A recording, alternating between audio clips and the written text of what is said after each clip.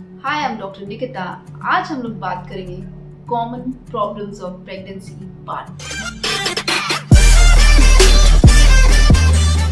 जब आप ये magical period of pregnancy enjoy कर रहे होते हैं तो साथ में कुछ डिस्कम्फर्ट्स भी होते हैं, क्योंकि आपका जो बॉडी है प्रेगनेंसी में वो रैपिडली ग्रो कर रहा है और उससे कुछ डिस्कम्फर्ट्स हो सकते हैं। तो पहला मोस्ट कॉमन डिस्कम्फर्ट है वो है सोलन फीट, पाँव में सूजन होना। तो ये क्यों होता है?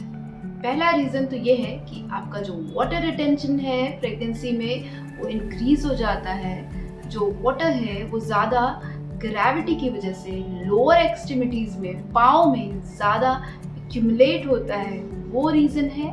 दूसरा रीज़न ये है कि आपका जो बेबी है वो ग्रो कर रहा है, उससे आपके पेल्विक वेन्स पे कंप्रेशन पड़ता है, उससे जो ब्लड फ्लो है आपके पाँव से हार्ट की तरफ का वो कम जाता है। ये दो रीज़न है जिसकी वजह से आपको पाँव में सूजन हो सकता है।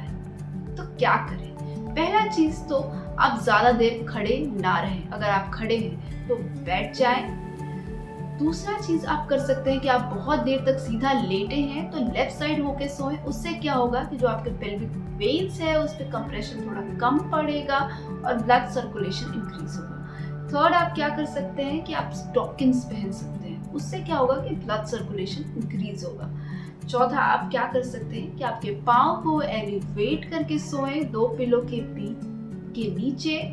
उससे अगेन ब्लड सर्कुलेशन इंक्रीज होगा और आपको रिलीफ मिलेगा। फिफ्थ, आप क्या कर सकते हैं, आप थोड़ा वॉक करें, एंकल मूवमेंट्स करें। Second common problem in pregnancy है इंडाइजेशन, हार्ट बर्न, एसिडिटी, यानी कि जो छाती में जलन होता है खाने के बाद, वो क्यों होता है?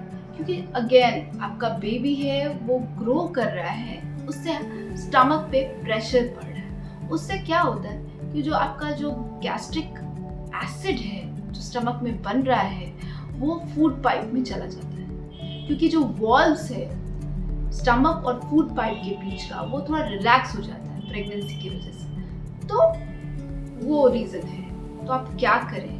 पहला चीज़ तो आप फ्रिक्वेंट मील्स लें, थोड़ा थोड़ा खाएं और थोड़े थोड़े इंटरवल्स पे खाएं। दूसरा, आप क्या कर सकते हैं कि आप चिल्ड मिल्क पी सकते हैं सोने से पहले। सोने के तुरंत पहले खाना खा के ना सोएं, थोड़ा रुकें फिर सोएं। चौथा, आप क्या कर सकते हैं कि आप सीधा ना लेटें, आप थोड़ा दो तकिया लेके पीछे प्रॉप्ड अप पोजीशन में सोएं। थोड़ा वॉकिंग करें, वो भी थोड़ा आपको रिलीफ देगा।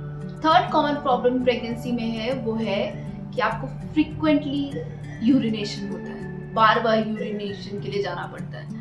तो ये फर्स्ट ट्राइमेस्टर में ज़्यादा होता है, थर्ड ट्राइमेस्टर में ज़्यादा होता है। फर्स्ट ट्राइमेस्टर में इसलिए ज़्यादा होता है क्योंकि जो आपका ग्रोइंग यूट्रस है वो ब्लैडर को प्रेशर दे रहा है, उसके कारण होता है। और दूसरा रीज़न ये है कि बीटा एससीजी हार्मोन है वो आपके पेल्विक एरिया में ब्लड फ्लो इंक्रीज करता है, वो एक रीज़न है। और थर्ड ट्राइमेस्टर में इसलिए ज़्यादा होता है क्योंकि आपका जो बेबी का हेड है वो नीचे होता है और वो ब्लैडर को कंप्रेस कर रहा है, तो उसकी वजह से आपको फ्रीक्वेंटली यूरिनेशन ज़्यादा होता है। और क्या होता है कि एंड ऑफ द प्रेगनेंसी में कुछ लोग ब्लैडर कंप्लीटली एम्प्टी नहीं कर पाते हैं। तो क्या करना है?